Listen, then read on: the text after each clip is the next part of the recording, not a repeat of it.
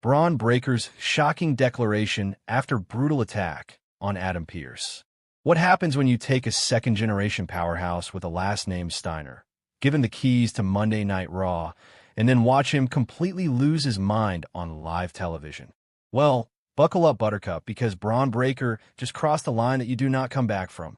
And if you want to stay ahead of every jaw-dropping moment in WWE, hit that subscribe button faster than Breaker hit that Steiner screwdriver and smash that notification bell, because WWE Extreme is about to break down the most insane backstage attack we have seen in years. Okay, so let me set the stage for you, because what went down on Raw was absolutely bonkers. Bron Breaker, the human wrecking ball, the man who looks like he was genetically engineered in a laboratory specifically to hurt people, just put his hands on General Manager Adam Pearce in a moment that has sent shockwaves throughout the entire WWE locker room. And here's where it gets absolutely juicy. After laying out Pearce like he was a random enhancement talent, Breaker grabbed a microphone, looked directly into the camera with those wild eyes that scream controlled chaos, and made a declaration that has everyone from Triple H to your grandmother who casually watches wrestling talking. This was not just some heat-of-the-moment outburst. This was calculated, deliberate, and potentially career-altering for everyone involved. Now, before we dive deeper into what Breaker actually said, we need to talk about the context here, because context is everything in professional wrestling. Bron Breaker has been on an absolute tear lately, and I mean that in every sense of the word. The Intercontinental Champion has been mowing through the competition like a freight train with no brakes, defending his title against anyone and everyone, and making it look easy in the process. But here's the thing about unstoppable forces. Eventually they start to believe they are above the rules, above authority, above consequences. And that is exactly what we are seeing with Breaker right now. He has gone from being WWE's next big thing to being WWE's next big problem. And honestly, I am here for every single second of it. So what actually led to this explosion? Reports are suggesting that Adam Pearce called Breaker into his office to discuss some recent behavior that management found concerning. Maybe it was the excessive aggression, maybe it was the refusal to follow directions, or maybe it was the fact that Breaker has been treating Monday Night Raw like his personal playground, where the only rule is Steiner family dominance. Whatever the reason, Pearce apparently tried to lay down the law, and Breaker responded by laying down Pearce. We are talking about a full-on assault that left the general manager crumpled in a heap while referees and agents scrambled to pull Breaker away. It was chaos, it was violent, and it was absolutely must-see television that had the WWE Universe losing their collective minds on social media.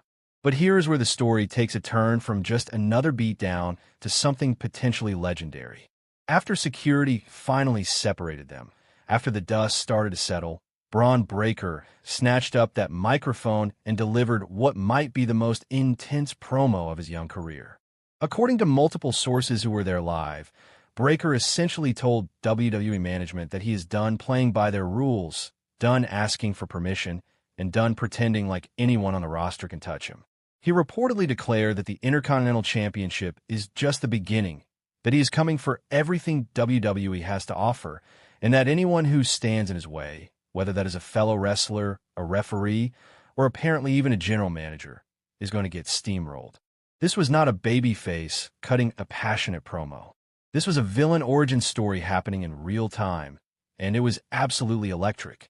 Let's talk about what this means for the bigger picture, because WWE does not just let their talent attack authority figures without some serious ramifications. Remember when Stone Cold Steve Austin stunned Vince McMahon and it launched the Attitude Era? Remember when CM Punk sat down on that stage and delivered the pipe bomb that changed wrestling forever? These moments of defiance, these moments when a superstar says enough is enough and takes matters into their own hands, these are the moments that create legends.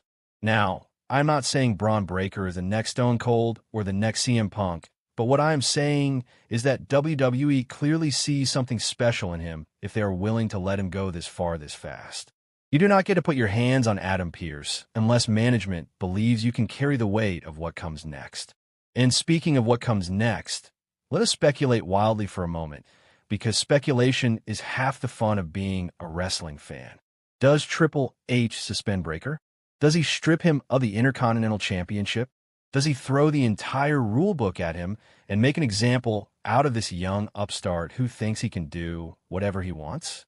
Or, and this is the more interesting option, does Triple H recognize that sometimes you need to let the bull loose in the china shop because chaos creates compelling television?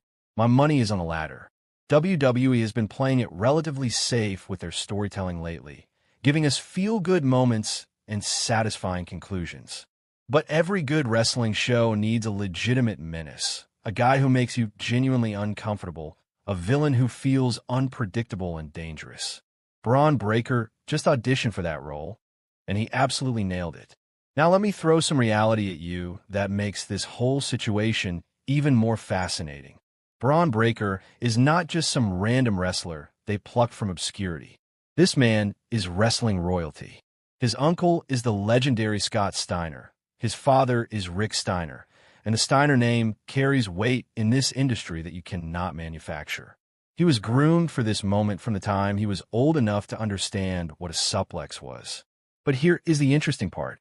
WWE has been very careful not to lean too heavily on the Steiner legacy. They changed his name from Rex Steiner to Bron Breaker specifically to let him carve out his own identity. And that decision is paying off in spades right now, because when Breaker goes out there and does something crazy, fans are not comparing him to his family. They are reacting to him as his own entity. That is incredibly rare and incredibly valuable in an industry that loves to coast on nostalgia. But let us get back to Adam Pearce for a second. So where do we go from here? Does Bron Breaker face legitimate consequences for his actions, or does he continue to run roughshod over Monday Night Raw like a man possessed? Does Adam Pearce seek revenge? Or does he make a match that puts Breaker in a position where he has to face someone who can actually hurt him back? And most importantly, does this declaration that Breaker made signal the beginning of the most dominant heel run we have seen in years, or is this a short-term angle designed to eventually lead to his comeuppance? Only time will tell, but one thing is absolutely certain. Bron Breaker just became the most interesting person on Monday Night Raw, and everyone else better watch their backs because this man is coming for everything. Thank you so much for watching WWE Extreme, and we will keep you posted on all the chaos as it unfolds. What makes this even more devastating is that Emond spends the rest of the war living with what he did. He becomes the Kinslayer. That title follows him everywhere. In Westeros, kinslaying is one of the greatest sins you can commit. It is cursed. It is reviled. And Emond wears that label for the rest of his short, violent life. He tries to be the ruthless warrior, the fearsome dragon rider, the prince who wins battles. But underneath it all, he is the guy who lost control and murdered a kid. That is his legacy. That is what Storm's End gave him. So yeah, Emond's betrayal at Storm's End changed everything because it transformed a political dispute into a blood feud. It took a conflict that might have been resolved through negotiation and turned it into a generational trauma machine